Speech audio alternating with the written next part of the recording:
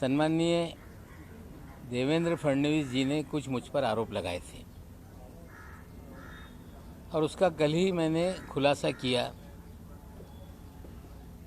लेकिन कुछ अधिक जानकारी मैं देना चाहता हूँ। जो देवेंद्र जी ने कहा कि आपके मंत्री रहते हुए सलीम पटेल के बारे में आपको जानकारी थी कि नहीं। 2005 में मैं मंत्री पद पे नहीं था। एक आर पाटिल जी के साथ उनकी वीडियो वायरल हुई थी, ये सवाल आपने खड़ा किया। हमने मुनीरा से संपत्ति लेने के बाद सलीम पटेल की वो वीडियो वायरल हुई थी और सलीम पटेल ने उन सारे अखबार और चैनलों पे जिन लोगों ने दाऊद से उसका कनेक्शन बताया था उन पे डिफेमेशन सूट फाइल किया था। और 5 महीने पहले मैंने जानकारी ली सलीम पटेल का देहांत हो गया और सलीम पटेल ये मुनीरा का पावर ऑफ अटॉर्नी था।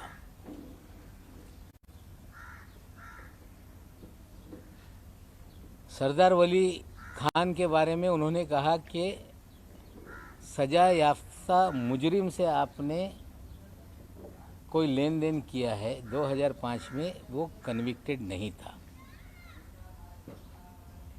जो वॉचमैन वहाँ पे था उनका लड़का था। 300 मीटर पे 7/12 पे उसने अपना नाम चढ़ा लिया था रेक्टिफिकेशन करने के लिए कोई कागज़, वो हमने उनको पैसा दिया था, ये सच्चाई है। लेकिन देवेंद्र जी ने हमें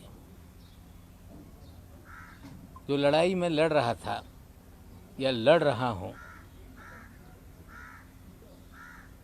जो एनसीबी में निर्दोष लोगों को फंसाने का, हजारों करोड़ की उगाही करने का, कहीं ना कहीं देवेंद्र जी उसको डाइवर्ट करने का प्रयास कर रहे हैं।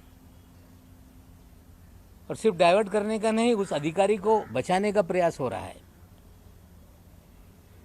क्योंकि देवेंद्र जी के उस अधिकारी के पुराने संबंध हैं। 2008 में कोई अधिकारी नौकरी पे आता है और 14 साल से मुंबई शहर छोड़ता नहीं, इसके पीछे क्या राज है? देवेंद्र जी औरों को कह रहे हैं कि अंडरवर्ल्ड कलेक्शन के लोग हैं ये, लेकिन देवेंद्र जी हम आपसे पूछना चाहते हैं कि सारे अंडरवर्ल्ड के लोग, जो अंडरवर्ल्ड कनेक्टेड लोग हैं, जो बड़े बड़े क्रिमिनल हैं, आपने मुख्यमंत्री रहते हुए उन्हें सभी लोगों को जो सरकारी कमीशन है, सरकारी बोर्ड है, उसका अध्यक्ष क्यों बनाया? मुन्ना यादव नाम का एक व्यक्ति जो नागपुर का कुख्यात गुंडा है, जिस पे हत्या से लेके सभी तरह के मामले दर्ज हैं, जो आपका राजनीतिक सारे भय पैदा करने वाला आपका साथी है, उस मुन्ना यादव को आपने कंस्ट्रक्शन वर्कर बोर्ड का अध्यक्ष बनाया था कि नहीं? क्या आपकी गंगा में मुन्ना यादव नहा के पवित्र हो गया था? आपने हैदर आजम नाम के एक आपके नेता को मौलाना आजाद फाइनेंस कॉरपोरेशन का अध्यक्ष बनाया था कि नहीं? क्या हैदर आजम बांग्लादेश के लोगों को मुंबई में बसाने का काम नहीं करता है? क्या हैदर आजम की दूसरी पत्नी जो बांग्लादेशी है, जिसकी जांच मलाड पुलिस स्टेशन ने शुरू की, 24 परगना पुलिस थाने में कागज भेजे गए, बंगाल पुलिस ने भेजा कि ये जो भी बर्थ सर्टिफिकेट है, जो भी कागजात है, ये फर्जी है। और मलाड पुलिस स्टेशन जब मुकदमा दर्ज कर रही थी तो मुख्यमंत्री के कार्यालय से फ़ोन करके आपने वो मामला दबाने का काम किया कि नहीं? क्या आपके इशारे पे पूरे महाराष्ट्र में उगाही का काम हो रहा था कि नहीं? मामला मुंबई का हो, बिल्डरों के ज़मीनों का झगड़ा हो, मामला थाना में जाके कंप्लेंट करके दर्ज करके वसूली की जाती थी कि नहीं?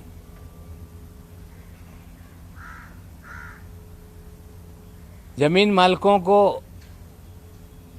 पकड़ के लाते थे और सारी ज़मीनें अपने नाम पे लिखा ली जाती थी, ये सच है कि नहीं? क्या आपके कार्यकाल में विदेश से लोगों को फ़ोन आते थे, कुख्यात गुंडे फ़ोन करते थे और पुलिस वाले मामला सेटल कर देते थे कि नहीं? लेकिन सबसे गंभीर आरोप मैं लगा रहा हूं देवेंद्र जी आप पे कि जब 8 नवंबर 2016 को नोटबंदी हुई, मोदी जी ने कहा कि नोटबंदी इसलिए किया जा रहा है,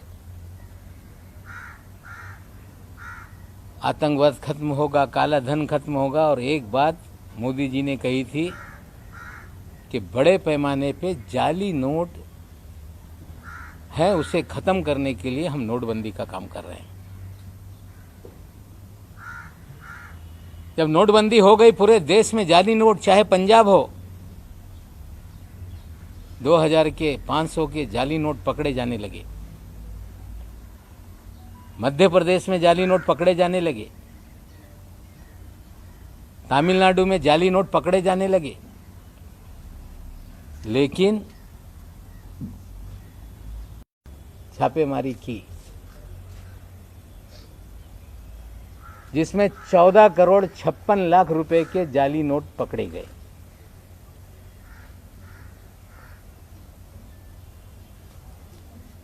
और उस मामले को रफा दफा करने के लिए देवेंद्र जी ने उसमें मदद करने का काम किया।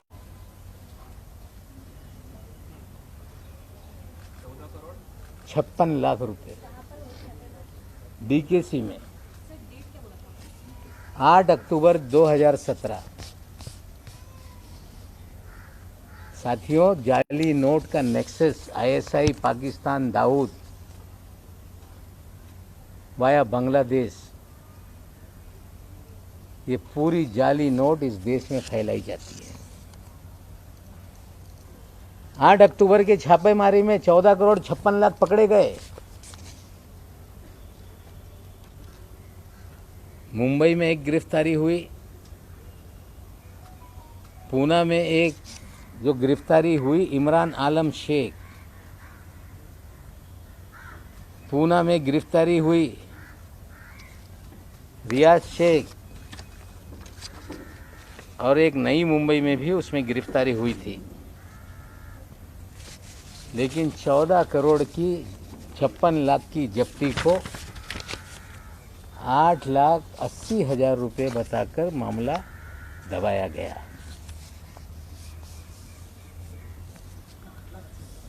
8,80,000 बताकर मामला दबाया गया।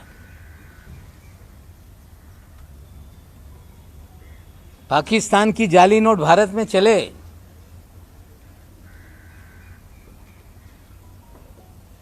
मामला दर्ज हो और उसमें कुछ दिनों में जमानत हो जाती है।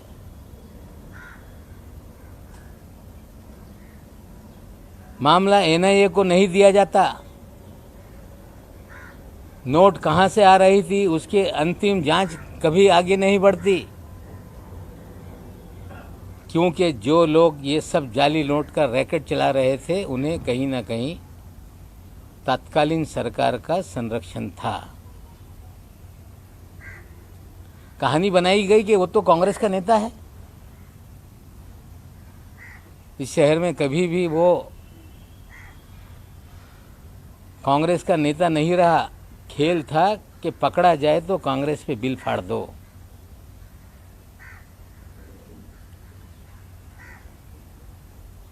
और जो आलम शेख था, इमरान आलम शेख, ये माइनॉरिटी कमीशन 6 महीने के बाद जिसको हाजी अरफात शेख को चेयरमैन बनाया गया, उसका ये छोटा भाई है। हाजी अरफात शेख जिसे देवेंद्र जी ने दल बदल करा के अल्पसंख्यक आयोग महाराष्ट्र का चेयरमैन बनाया था, उसका ये छोटा भाई है। देवेंद्र जी, आप मुन्ना यादव को चेयरमैन बनाते हैं, कुख्यात गुंडे को, बांग्लादेशियों को इस शहर के अंदर आबाद करता है, उसको आप माइनॉरिटी मौलाना आज़ाद फाइनेंस कॉरपोरेशन का चेयरमैन बनाते हैं। और जो जाली नोट का रैकेट चलाता है, कहीं छोटे मोटे कोई कार्ड छाप लेके कांग्रेस का नेता बना देता है, रहता है किसी और पार्टी में, काम आपके लिए करता है, और बाद में आप उसे महाराष्ट्र के अल्पसंख्यक आयोग पद का अध्यक्ष बनाते हो। पूरी तरह से आपने राजनीति का क्रिमिनलाइजेशन किया। हम आपसे पूछना चाहते हैं कि रियाज भाटी कौन है?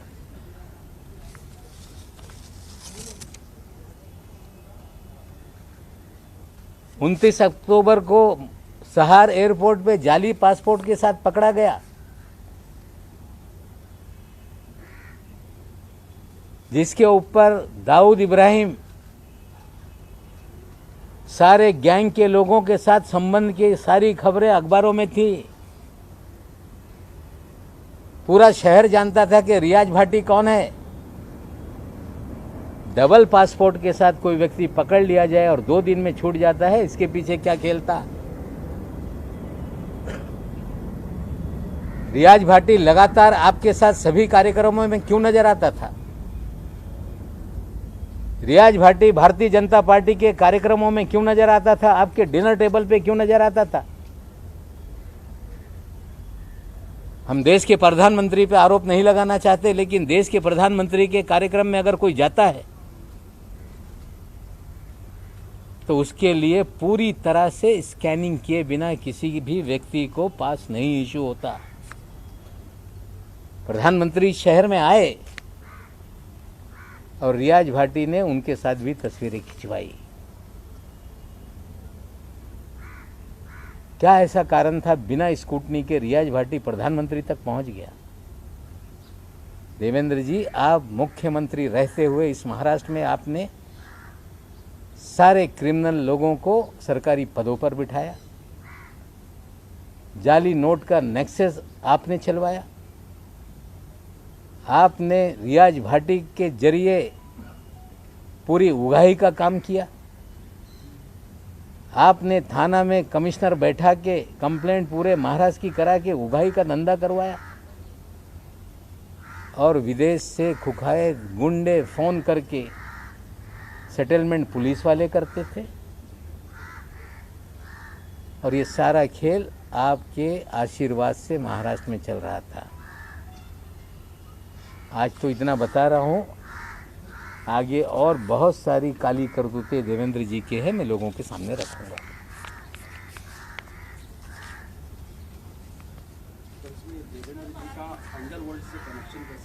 रियाज भाटी उनके साथ क्यों घूमता है? 2 पासपोर्ट के साथ अगर कोई अंडरवर्ल्ड का आरोपी एयरपोर्ट पर डिटेन हो जाए तो 2 दिन में कैसे छूट जाता है? प्रधानमंत्री के कार्यक्रम में वीआईपी के पास कैसे बन जाते हैं? जाली नोट का नेक्सस चलता है, जमानत हो जाती है, पैसे कहाँ से आए, कहाँ से, उसका क्यों नहीं इन्वेस्टिगेशन किया जाता? क्या हैदर आजम की बीवी का बांग्लादेश का मामला पुलिस स्टेशन में दर्ज है कि नहीं? क्या मुन्ना यादव ये कुख्यात गुंडा है कि नहीं? हम तो सवाल देवेंद्र जी से पूछना चाहते हैं, इसका जवाब आप दें। अगर ये झूठ है तो बताएं कि नवाब मलिक मुन्ना यादव के बारे में झूठ बोल रहा है। सवाल तो आप पूछ रहे हैं, लेकिन महाराष्ट्र में फिलहाल आप ही की अलायंस वाली सरकार है, होम मिनिस्ट्री एनसीपी के पास में, तो रियाज भाटी फरार है,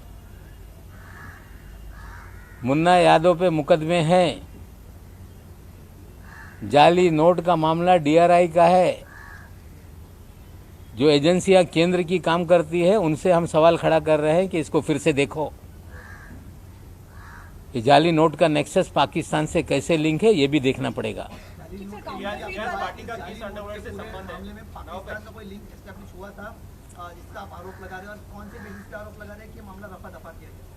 जब 14 करोड़ 56 लाख पकड़े गए, जाली नोट का मामला था, तो क्या ऐसा हो गया कि जमानत हो गई तुरंत? क्या ऐसा था कि जांच आगे नहीं बढ़ी? और जिसको पकड़ा था उसके भाई को आपने अल्पसंख्यक आयोग का अध्यक्ष क्यों बनाया? और ये योगा योग है कि उस समय भी उस केस का जो इंचार्ज था वो भी समीर दाऊद वानखेड़े ही था जी। ते डीआरआई मध्ये ही केस झाली होती, ये मामला डीआरआई में हुआ था। और मैं आपको बता दूं कि जो 14 साल से वानखेड़े साहब जो मुंबई में लगातार पोस्टिंग रहे,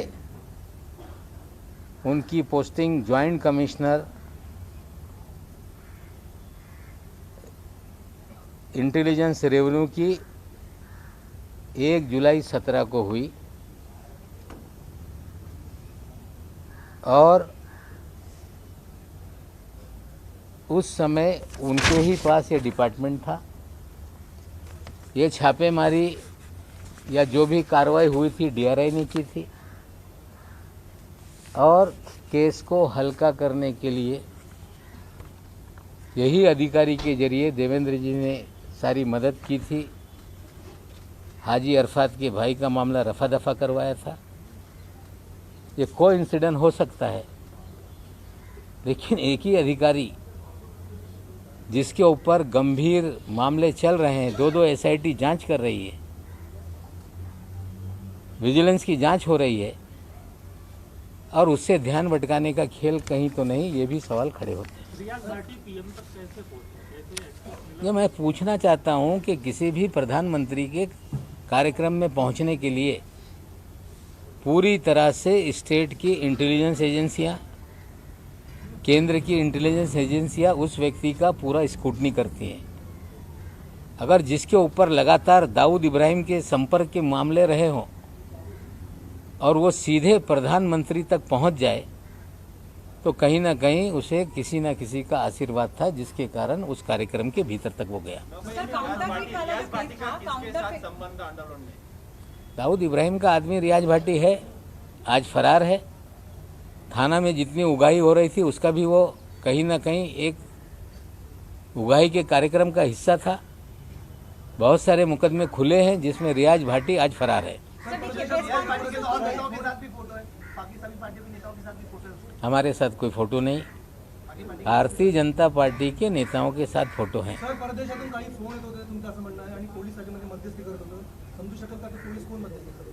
नाही, त्याच्या बाबतीत काही तपास सुरू आहे, त्याच्यावर मी भाष्य करू इच्छित नाही। सर देखिए प्रेस कॉन्फ्रेंस तक ठीक है, पर एंड आईडीआई की सेट की काउंटरफीट का डीआरआई के पास है, बट फिर भी as I already also said कि होम मिनिस्ट्री आप ही के पास में है, एज आपकी पार्टी के पास में है। स्टिल आप लोग कोई इंक्वायरी जो एलिगेशन देवेंद्र फडणवीस पे लगा रहे हैं, एटलीस्ट स्टेट इंटेलिजेंस एजेंसी तक जो लिमिटेड है वो वाला पार्ट आप लोग इन्वेस्टिगेट कर सकते हैं, राइट? तो are you going to write to your own the home minister who is from your? देखिए, मैं अगर इस तरह से चीजें करूंगा तो लोग कहेंगे कि नवाब मलिक लोगों को फंसा रहा है। सर प्रेस कॉन्फ्रेंस में हम बता रहे हैं, देखते हैं कितनी ईमानदारी से चीजें फिर शुरू होती है। रियाज भाटी को लेके देखते हैं क्या सफाई आती है। सर, रियाज भाटी को पॉलिटिकल लॉबीज बताया जा रहा है और लगभग सारी पार्टियों के नेताओं के साथ उसकी फोटो लाइव सारे ग्रुप्स में शेयर की जा रही है आपके किसी के पैरेलल। तो नहीं, देखिए ऐसा है, रियाज भाटी किसके साथ तस्वीर उतार रहा है ये सवाल नहीं है। सवाल ये है कि 2 पासपोर्ट के साथ अगर कोई एयरपोर्ट पे क्रिमिनल पकड़ लिया जाए तो 2 दिन में कैसे छूट जाता है। सवाल ये है कि प्रधानमंत्री के कार्यक्रम में कैसे एक्सेस मिल जाती है।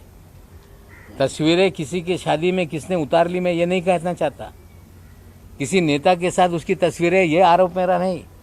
मेरा आरोप है कि 2 पासपोर्ट, जाली पासपोर्ट के साथ मुंबई एयरपोर्ट पे पकड़ा गया एक कुख्यात गुंडा, 2 दिन में जमानत हो गई। जमानत तो अदालत से हुई होगी। एक कुख्यात गुंडा जिसके ऊपर लगातार आरोप थे, प्रधानमंत्री के कार्यक्रम के भीतर जो वीआईपी का पूरा अरेंजमेंट था उसमें कैसे पहुंचा? पूरी तरह से देवेंद्र जी का संरक्षण उसको था। सर, उद्धव ठाकरे आणि अनिल देशमुखांसोबत सुद्धा रियाज भाटीचे फोटो आहेत, सध्या ते व्हायरल होत आहेत. मी फोटोच्या बाबतीत आरोप लावत नाही. बोगस पासपोर्टच्या जो केस आहे 2 दिवसात कसं त्याला सोडण्यात आला? पंतप्रधान यांच्यासोबत स्कूटनी केल्याशिवाय कुणाला जाण्याची परवानगी नसते. हे त्यांना ॲक्सेस देण्यामागे कोण होतं हे माझे प्रश्न आहे. सर, जहाँ से जो क्रूज ड्रग्स मामला हुआ है, नवाब सर, तर त्यांचे अनिल देशमुख, उद्धव ठाकरे यांच्यासोबत देखील फोटो आहेत. तुम्ही या प्रकरणाची चौकशी करण्याची नाही, फोटोवर मी कधी आरोप लावत नाही. माझ्यासोबत पण कोणी येईल, फोटो काढून जाईल. सार्वजनिक जीवनात लोकांच्यावर फोटो लोक काढताय. मुन्ना यादव हे शासकीय समितीवर अध्यक्ष होते की नाही? हाजी अरफात मायनॉरिटी कमिशनचा चेअरमॅन होता की नाही? आजम हैदर हे मौलाना आझाद फायनान्स कॉर्पोरेशनचे चेअरमॅन होते की नाही? एका पदावर नेमणूक करत असताना पोलिसांकडून रिपोर्ट मागवण्यात येते की नाही?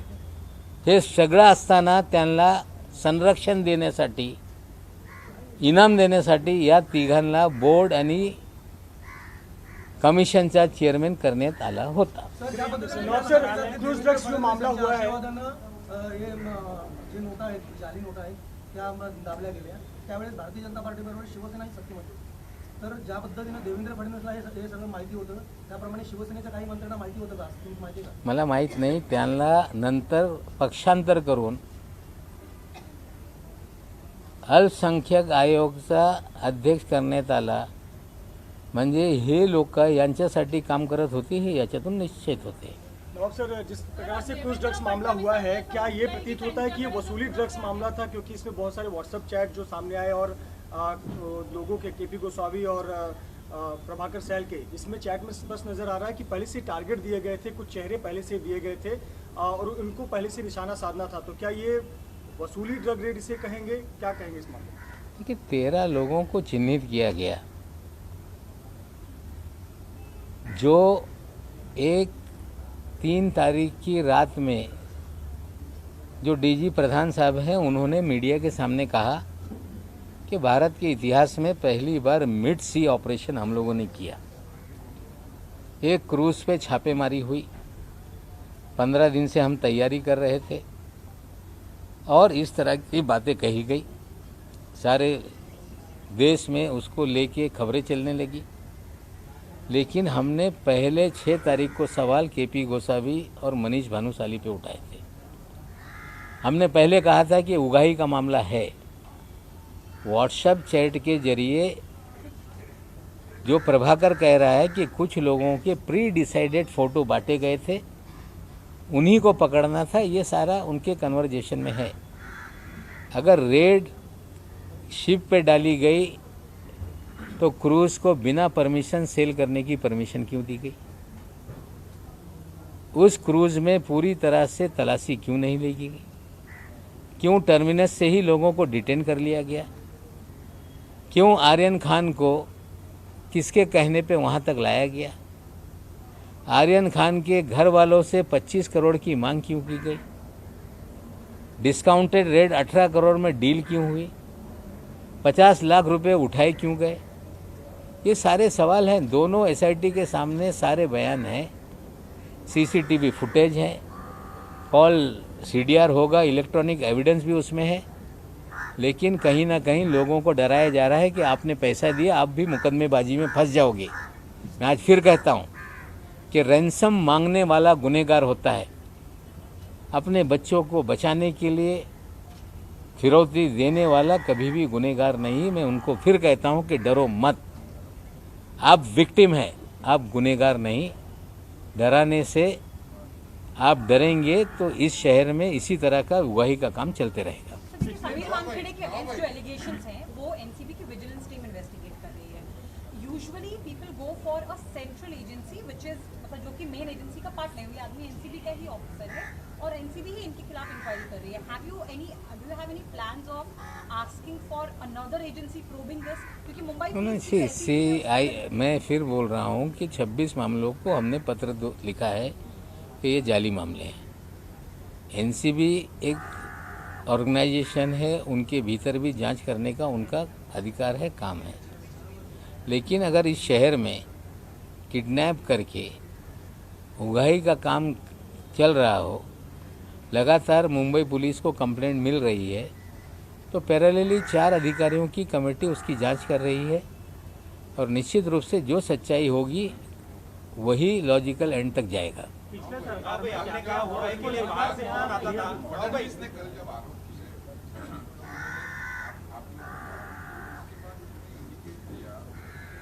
ये जो मामला है इसको इनकम टैक्स कर सकती है और चूंकि इसमें अंडरवर्ल्ड है इसलिए एनआईए भी इसको कर सकती है।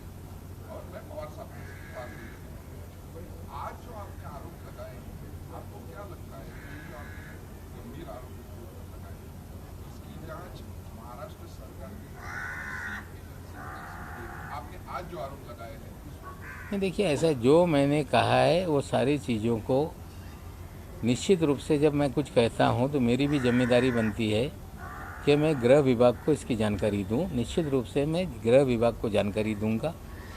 देवेंद्र जी ये बोल रहे हैं कि आपको सीबीआई पीछे लगेगी, कुछ ट्विटर में लिख रहे हैं कि नवाब मलिक आपका जेल इंतज़ार कर रहा है।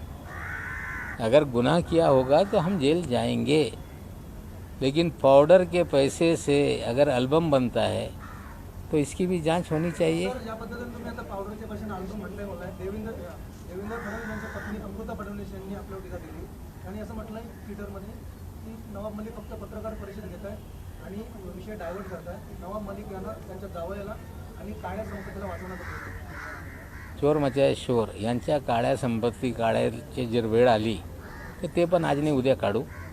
वर्लीमध्ये 200 कोटी रुपयाचे फ्लॅट कोणाच्या नावाने आहे, हे सगळं जे बेनामी संपत्ति हा विषय नहीं, नंतर काढू। नहीं, देखिए ऐसा है, मैं महिलाओं के बारे में कुछ बोलना नहीं चाहता। महिलाएं अपना काम करती हैं, मुझ पे कितनी भी उंगली उठाए मैं किसी महिला को जवाब देना नहीं चाहता। मेरे दामाद का क्या मामला है, एनडीपीएस के स्पेशल कोर्ट ने बेल ऑर्डर में स्पष्ट रूप से लिखा है। काला पैसे का मुझ पे आरोप लगा रही है। काला पैसे का बेनामी संपत्ति की ही बात है तो किस लोग आदमी के नाम पे 200 करोड़ का फ्लैट है?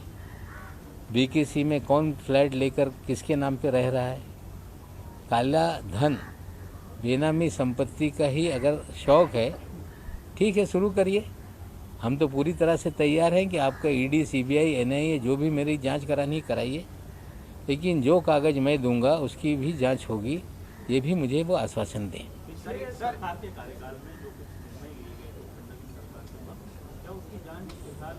देखिए, वो सरकार, मैं आज सरकार की तरफ से प्रवक्ता के नाते नहीं बोल रहा हूँ।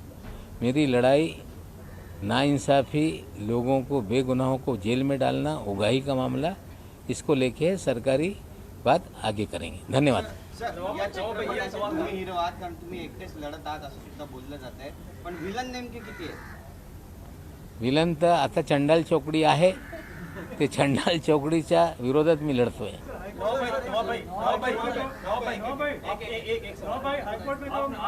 आपने कहा था कि पास में उगाही के लिए फोन आते थे, थाने में उगाही होती थी, रियाज भाटी उसमें इन्वॉल्व था, किसका फोन आता था? नहीं, देखिए, अभी आज कुछ जांच चल रही है। अगर सारी चीज़ें मैं कहूँगा तो ये इस्टेब्लिश करने की कोशिश करेंगे कि मंत्री बोल रहा था और ये प्रेजुडिस होके हम लोगों को फंसाया जा रहा है। तो कुछ चीज़ें अगर पुलिस विभाग में जांच के दायरे में है तो मुझे लगता है उस पर ज़्यादा बोलना ठीक नहीं।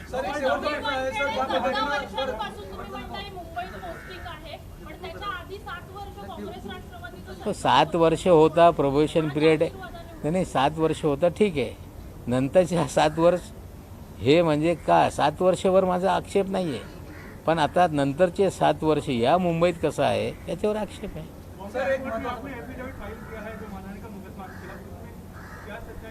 देखिए, मेरे खिलाफ मुकदमों की बाढ़ आ गई है। अलग अलग फोरम पे जाके मेरे खिलाफ कोई शिकायत कर रहे हैं। ठीक है, हर व्यक्ति को इस देश में शिकायत करने का अधिकार है।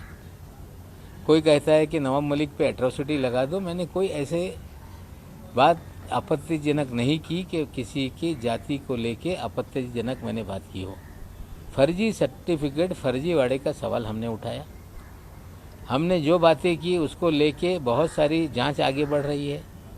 लोग मुझे बोलने पे रोक लगे, इस तरह से हाईकोर्ट में PIL भी फाइल हुआ था। फिर कुछ परिवार के लोग गए, इंटरिम रिलीफ मांगी कि इन्हें बोलने पे रोक लगाया जाए। उसका जवाब दाखिल करने के लिए वहाँ हाईकोर्ट ने कहा था। हाईकोर्ट में हमने अपना हल्फनामा दायर कर दिया है। आज शायद उस पर सुनवाई होगी। कोई क्रिमिनल प्रोसीजर चला रहा है तो ये न्यायालयीन लढाई है, निश्चित रूप से हम लढेंगे। सर, ज्या पद्धतीनं हे आता आरोप प्रत्यारोप सुरू आहेत, केस एका साईडला आहे ड्रग्स प्रकरणाची आणि त्याची चौकशी एजन्सीज करतायत। आता हे वैयक्तिक पातळीवर उतरलं असं मला मी अजिबात वैयक्तिक पातळीवर जात नाही। मी सुरुवातीपासून बोलतो, रविवारी पण बोलला होता की ही लढाई अन्यायाच्या विरोधात आहे। मी या अन्यायाच्या विरोधात लढत असताना जे लोक निष्पाप लोकांना गुंतवत आहे, जी लोक खंडणी वसूल करताय, त्यांच्या पाठराखण करू नये। मी मागच्या रविवारी हे आवाहन केलं होतं, तरी त्यांना वाचवण्यासाठी लोक समोर येत असतील तर मग मला बोलावं लागतं है। ये हाइड्रोजन बम था, ये हाइड्रोजन बम हमें बचा है। कुछ बहुत सारे बम हैं, लड़ाई कैसे आगे जाती देखेंगे, कुछ विधानसभा में भी फोड़ेंगे।